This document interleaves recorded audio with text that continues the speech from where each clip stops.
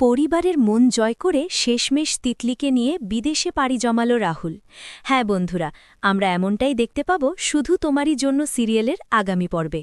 বন্ধুরা, রাহুল আর তিতলির ভালোবাসার সম্পর্কে এবার নেমে এসেছে এক কঠিন ঝড়।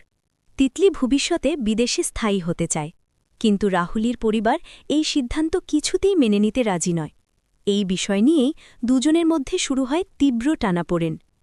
পরিস্থিতি এতটাই জটিল হয়ে যায় যে তিতলি শেষমেশ নিজের হাতের আংটিটা খুলে রাহুলের হাতে ফিরিয়ে দেয়, আর স্পষ্টভাবে বলে দেয় এই সমস্যার সমাধান করার জন্য তার হাতে আছে মাত্র 7 দিন সময়।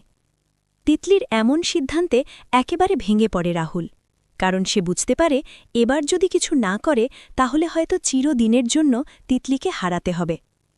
প্রিয় মানুষটাকে হারানোর ভয়েই রাহুল সাহস সঞ্চয় করে এক বড় সিদ্ধান্ত নেয়। সে তিতলিকে নিয়ে সোজা নিজের বাড়িতে চলে আসে, কারণ এতদিন সে পরিবারের ভয়েই তিতলির কথা কাউকে বলতে পারেনি। কিন্তু এবার আর লুকিয়ে থাকার সময় নেই। বাড়িতে পৌঁছে রাহুল সবার সামনে তিতলিকে দাঁড় করায়। তারপর নিজের মায়ের সামনে খুব দৃঢ় কণ্ঠে বলে, তিতলি শুধু তার বন্ধু নয়, সে তার জীবনের সবচেয়ে গুরুত্বপূর্ণ মানুষ। রাহুলের এই সাহসী কথায় সবাই এক মুহূর্তের জন্য স্তব্ধ হয়ে যায়। এখন দেখার বিষয়, রাহুলের পরিবার কি সত্যি তিতলিকে মেনে নেবে, নাকি এই সম্পর্কের সামনে আসবে নতুন কোনো ঝড়?